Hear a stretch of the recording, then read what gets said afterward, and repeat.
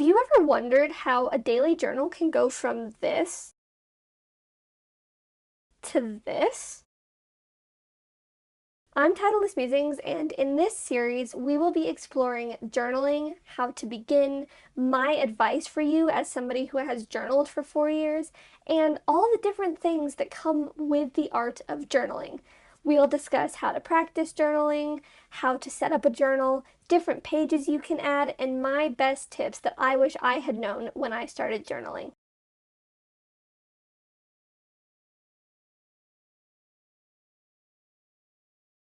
Hello and welcome to or welcome back to my channel. This is episode 5 in the Musings on Journaling series, and today we will be talking about self-reflection in journaling. Now, when I reference reflection in journaling, I'm not just talking about reflecting on your own activities, but I'm also reflecting on how to adapt your journal for life changes. This can be a bit of a confusing topic, so let's just get straight into it.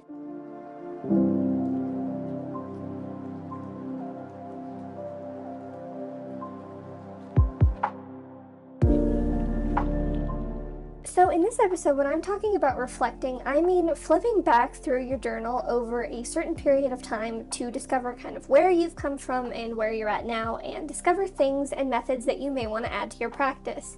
By reflecting on what you've already done in your journal, you may discover some holes, for lack of a better word. Perhaps you talk a lot about emotions, but feel like you're missing a way to view that at a glance. So you could decide in your reflection process that you want to add a mood tracker. Regardless of what it is that you want to add, taking the time to reflect on what you've already got can lead to you finding or deciding to try new ideas that may make your journal more fitting for your purpose.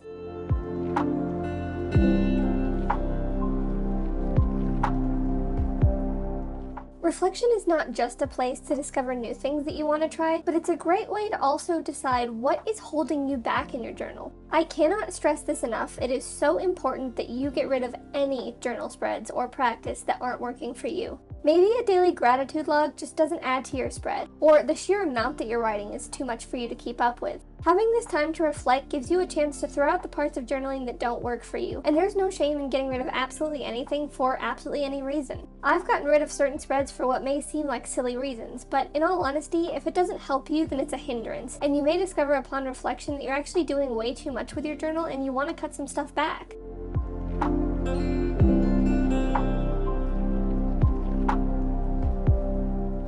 My personal favorite part of journal reflection is the recognition on how I'm progressing as a person and a journaler. Obviously, as we've discussed, reflecting on journaling is very important to making a habit and hobby that fits your life and your needs. However, I also like to read through my entries over the last 6 months, since that's how often I do my journal reflections.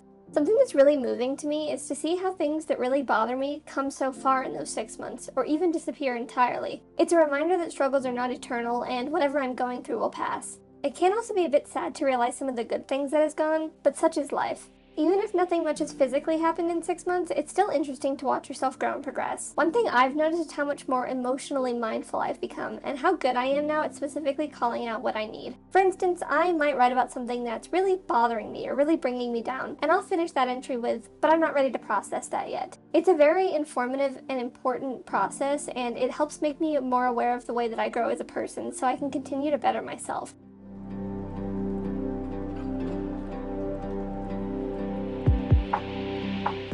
Because journaling is so personal, most of us don't really stop to think about it. As you start journaling, it just becomes the thing that you do. You don't really go much into it, you're just putting your words down on paper and putting the notebooks away. Reminding yourself to stop every once in a while and taking a look at your journaling can help decide if journaling is ultimately for you.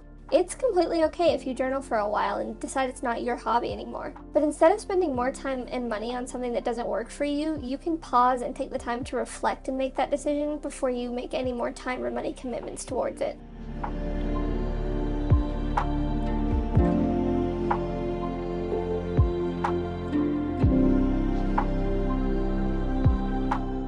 Now that we've talked a little bit more about the purpose of reflecting, let's talk about the act of reflecting. The first biggest part of reflecting is the ability to spend some time flipping through your journal from the last period of reflections. I reflect on my journals every 6 months, so I'll break up my journal or journals from the previous 6 months and take a look at what has worked, what hasn't worked, what I've written about, notes that I've made on things that I want to try or change, and things like that. I'll also make a note of the things that I need to plan for, like new journals or upcoming spreads. You should flip through your journal in the time since your last reflection to take a look at the things you want to change or the things that you want to continue. It can also just be a fun chance to reflect on your life and recognize the things that have happened.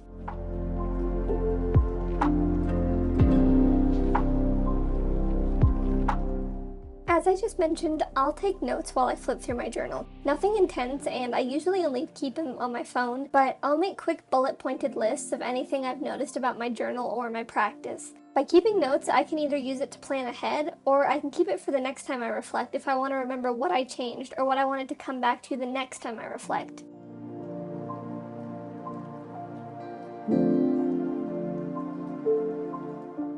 If you're reflecting on journaling, take the time to make conscious decisions and make conscious plans. If you want to create a tracker, why? What is your purpose for wanting a tracker? This shouldn't dissuade you from adding, changing, or continuing certain spreads in your journal, but this is more a question to ensure that your journal is benefiting you. If you know exactly what your purpose is, you can plan to make it as effective as possible. For example, if you want to make a mood tracker that spans more than one mood per day, you'll be less likely to give yourself only one box to fill in per day, and perhaps go with a design that allows for you to track more moods. By being conscious during your reflection, you're adapting your journal to you and your lifestyle.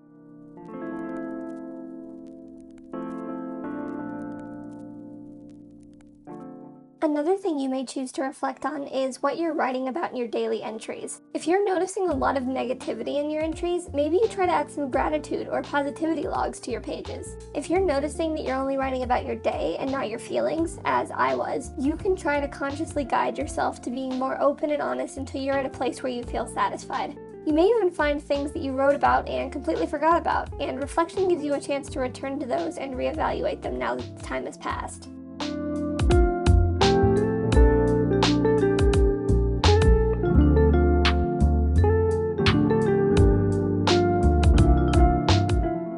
Reflecting, you should take some time to look over your journal at the things that are working great for you. Perhaps adding a habit tracker has helped you develop a better work-life balance, or maybe adding stickers to each page reminds you to seek out the positivity in your day. The good things and the things that are working for you in your journal are things that you should keep doing, and reflection allows you to realize these things and continue to use them in the future. It's also a chance to see how you could possibly make them more effective for you.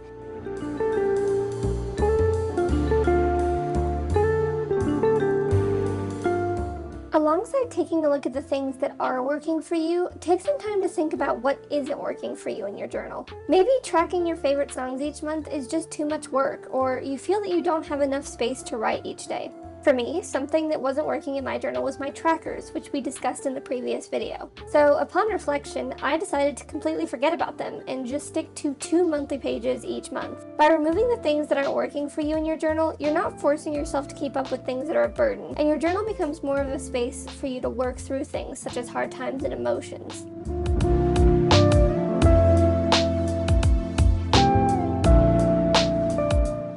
On top of keeping things that work well for you and getting rid of the things that don't, reflection is a great time for you to decide what you want to try new in your journal. Reflection doesn't just have to be the times that you look at what you do. You could also look at other people. Perhaps you've watched a journal YouTuber recently make a reading list and that inspired you.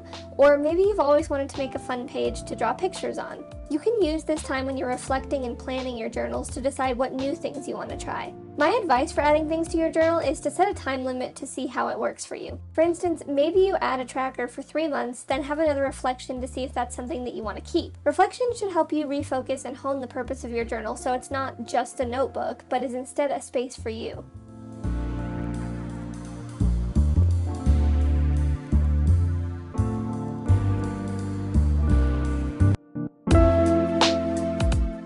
One of the points I keep bringing up in this video is that reflection gives you a chance to plan for things. So let's go over that a little bit more in detail. If you choose to do something like a monthly reflection, you're giving yourself the chance to think ahead about the next month's pages and trackers, if that's applicable to you. Even if you're like me and you do a reflection every 6 months, you can still plan ahead. In June, I plan out the next 6-month themes for my journal pages. So this gives me the chance to collect supplies or buy things I might need, like special paper. And it means that I'm not having to take more time out of my day when the month arises to worry about it. I already have my ideas, and this has really helped make journaling less of a stress activity for me.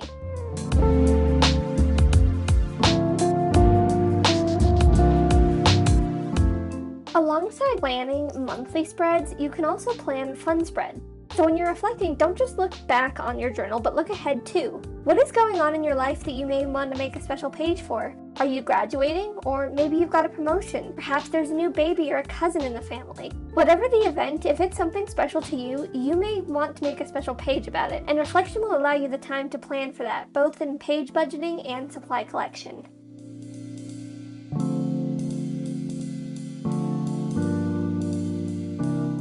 I'm not going to go too into depth on the topic of end of year journaling because next video we will be covering that super duper in depth, but if you're like me, you may like to do a special journal for the end of the year, whether that's to celebrate holidays or simply to commemorate another year in your story. Since we're going to go into this topic in a future video on this channel, I'll just say that reflection can be a great time to plan for this end of year journal. You can think of spreads that you want to make, your theme for the journal, or just how you want to decorate it in general.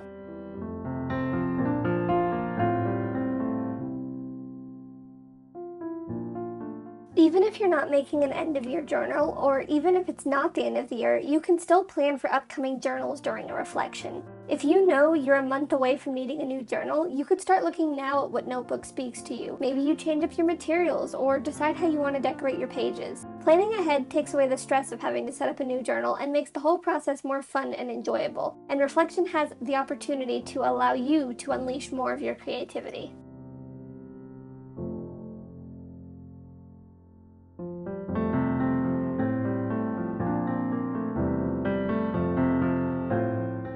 So we've spoken a lot in this video about how you can reflect, what to plan and change, etc. But now I want to change to how I've personally used reflection to change my journaling in 2024. I reflect every 6 months, which means that my last reflection was in June, and I'll reflect again in December before starting my 2025 journal. One thing that changed in my journaling this year was the addition of paragraphs and transitions. I was a big wall of text journaler for pretty much the entirety of my last 4 years of journaling. This was most efficient for me because I thought faster than I could write, and it made me feel like I wasn't wasting any space on my pages. However, in June of this year, I realized that I can hardly look back on my journals with ease. I can't find anything when the whole page looks exactly the same. So I decided to begin using paragraphs and transitions. Paragraphs simply break up the text when I have a change in thought, but transitions are allowing me to keep track of how time passes in an entry, which makes it much less confusing and easier to read. I came up with this change as part of my 6-month journal reflection, and I'll come back to it in 6 months as I said. So right now it's working great for me, but I'm interested in seeing how it continues to work for me through the end of the year.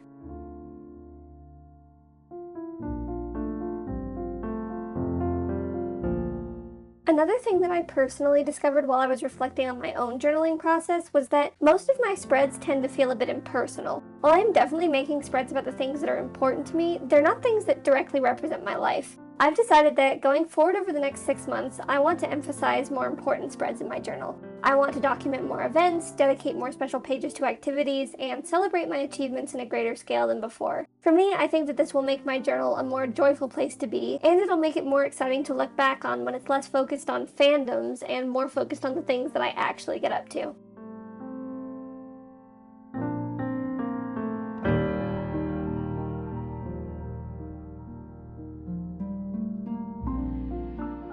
As we come into the last part of episode 5, I want to talk a little bit about why I encourage reflection so strongly. So first of all, you have the ability with reflection to change your journal style regularly and reflect on what works for you. If you're regularly reflecting on your journaling over a certain period of time, you get to see how your journal style changes and adapts and decide if that's still what works for you.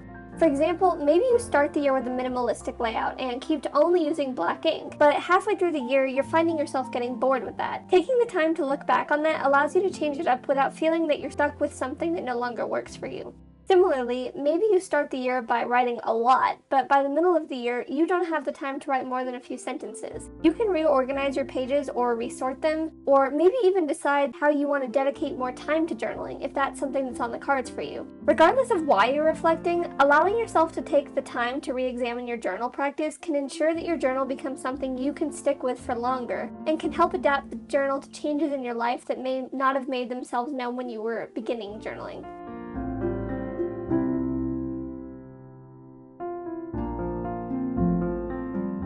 Though it may not seem like it's helpful, reflection also allows you to look back on the topics that you've been writing about, as we talked a little bit about earlier. Alongside journal styles, taking a look at what you've been writing over the past month, year, etc., whenever your reflection period is, helps you notice things about your journal. Perhaps you notice that you've only been writing about things in your life that are negative, and decide that you want to add a daily gratitude log to your journal. Or maybe you're having issues with someone in your life and notice it spanning months in your journal, so you decide that you need to reevaluate your relationship with that person.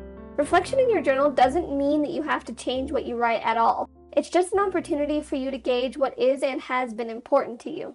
If you decide to change, say, a tracker, it also gives you the time to think about how you want to change that and make a plan, or go and find some inspiration to guide you in your change of a tracker.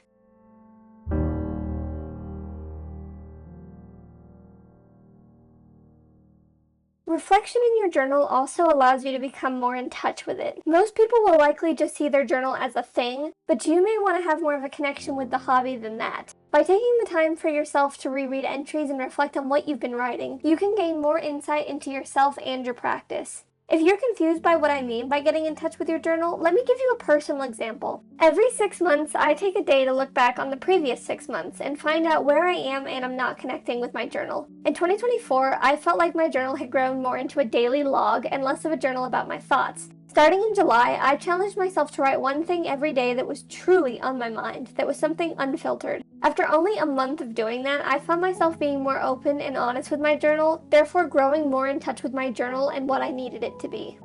As this video comes to a close, I'd like to leave you with a thought on journal reflection. Journal reflection does not mean that you need to change anything. It can simply mean that you're evaluating what is and isn't working for you and deciding how best to move forward in a way that makes your journal more personal to you. I really appreciate you taking the time to watch my video. Please do consider liking and subscribing to stay tuned with the series, and feel free to drop your questions or comments below. I'll be adding questions to upcoming videos to help you get better acquainted with daily journaling. As always, thank you so much for watching, and I'll see you next time.